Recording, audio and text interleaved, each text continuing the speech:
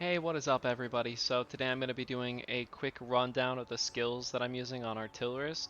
Now this may not be the meta skills that you look up and see other people using, but this is what I've been using and what's been working for me. So I just wanted to show you guys real quick what that is, and we're going to be just jumping right into it and get this video through so you guys can hop right in and try it on your Artillerist if you want to see how it does. So first up, we've got the homing barrage.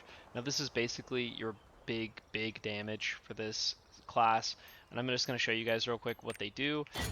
This is where you set down the mine, and if someone gets trapped in this, it's just going to do tons of damage. I've got highlights on my last video of it. It's incredibly explosive. No pun intended. Alright guys, and so for the skill runes or add-ons, we'll call them runes for the sake of the video, so that way we're all on the same page. We are going to be running Guiding Enhancement for Homing Barrage, and this is going to let your missile get off quicker. When you throw it down, it's going to blow up faster, so this is a must. Vital Point Bombardment, this is just increased crit rate, a must-have, and Power Bomb, this is just going to create, like it says, the contamination area, dealing more base damage, but the important part of it is that it inflicts 60% more damage as well. And the next skill is Energy Field, and unfortunately I can't show you guys this because I don't have it on my actual character, but pretty much what it does is it just puts a base HP barrier over you, 40% of your max HP for 4 seconds, really powerful in PvP, and what we're running on this is Firepower Concentration. This is going to help with your firepower meter, or go off of your firepower meter for the HP. Quick prep, reduce cooldown, really nice. You could get a bigger shield, but it's literally, the shield only lasts for 40 seconds, guys. So, and it only lasts for 4 seconds. It's a really long cooldown, so you're really going to want to have that 8 seconds off of it. And then solid shield finally, which gives you push immunity. This character is ridiculous when it comes to not getting pushed back. You guys are going to see that with the other skills too, but this is just going to help you further your push immunity. Next ability is Gatling Gun. Now this ability is incredibly useful in PvP. It pretty much can build you space, it can do damage for you to help finish off enemies, and it's just a really good fill ability to have when nothing else is up. This is a incredibly reliable ability. So what we're running on this is quick prep. We want it to be up as much as it can be, so we want that cooldown reduction, tenacity, push immunity, just what I was talking about, more push immunity, and aimed shot. So this is going to reduce our angle by 50%, but it increases our range by 50%, and more importantly, gives us 60% physical defense shred. And I'm just going to show you guys real quick what this looks like. So as you can see, it's not as spread out, but it does go further. It's more of like a straight spray. You can finish people off if they're all the way over here. You can also push them back further because of the increased range. So really helpful. Next up we have Swing. So Swing, we are running Quick Attack, Advancing Hit, and Stunner. So real quick, Quick Attack just gives us the attack speed. Advancing Hit turns us into a dash rather than having you do a stationary knockup. So instead of being stuck there in the same place, you can actually use this to get up to the target, close the little gap of distance between you and your opponent. Or you can also use it to dash away as well, situationally. And then the stun duration is increased by 3 seconds. Really huge. And I'll show you guys the dash real quick. It's just a little dash, but very helpful. Howitzer. So this ability is essential in you setting up a lot of your combos or catching people off guard into CC chains. It's incredibly helpful to catch people out.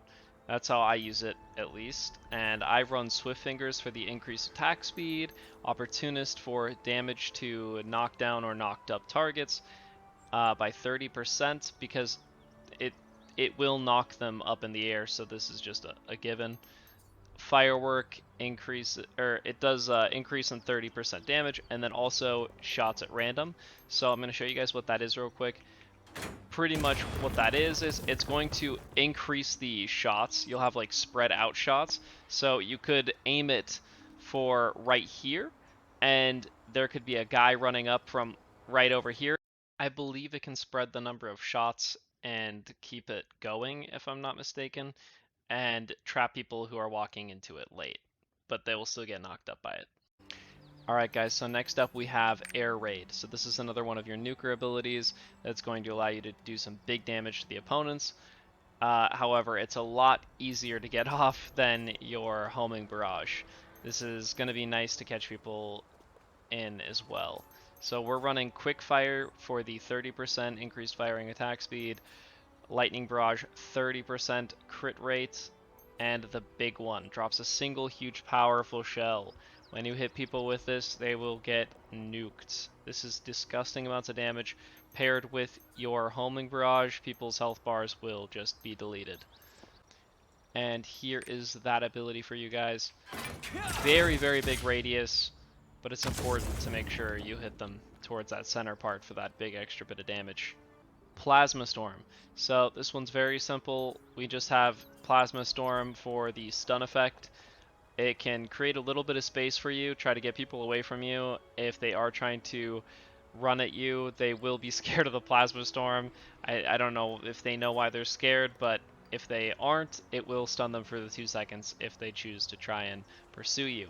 You can swap Plasma Storm out for the napalm shot. That's what I was running before the Plasma Storm. I think it's personal preference, honestly, but personally prefer the Plasma Storm because I could use it at range as well to keep them at a distance, where the napalm shot's a little harder to get off. They have to be like right in your face, or you have to be in their face.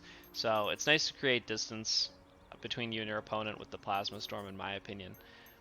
But yeah, like I said, just that one rune for the stun, and it will seek after them, as you can see. Pretty helpful. And last but not least, for the main abilities, we have the Flamethrower. So the Flamethrower does a significant amount of damage on its own. When everything else is down and you have just your Flamethrower up, it's going to stagger the enemies in front of you, push them back a little bit, and just stop them from doing anything to you, as well as do a significant amount of damage. It's also a really nice filler ability paired with Gatling Gun. These are your two abilities that are going to be the hold down abilities while you have nothing else up or you're not able to set up a play right now. But the Flamethrower, the upside is that you can move while you're using it, so that helps. The Vital, so the runes we're going to be running Vital Point Attack for the crit rate, Ranged Flame, increased attack range, and Scorching Blaze, which is wider area as well as more damage. It's like little burn ticks. So the reason that we're running this is because we, like I said before, same thing as the Gatling Gun, we want to get as much distance as we can between us and the opponent. We don't want them up in our face. And when we're using this, that's exactly what we guarantee, is that we can create a safe space between us and our opponent. Alright, so now we're going to be going over the skill points real quick and why I chose them, as well as our ultimate ability. The skill points first, I chose 250 crit, 750 domination. You don't have to go for 250 crit, 750 domination if you don't want to. Domination is basically increased attack damage, crit is just crit rate. Some people might go 1 crit rate, you might see them put stuff in other things, but personally I like it this way because I guarantee I get those big crits most of the time, and I do a lot of damage with the domination. And this class does tend to be on the tankier side. I have a lot of push immunity, it's hard for them to kill me, so why not take the increased damage? And for the ultimate ability, personally, I like to run the turret, though I've heard both of them are about on par with one another.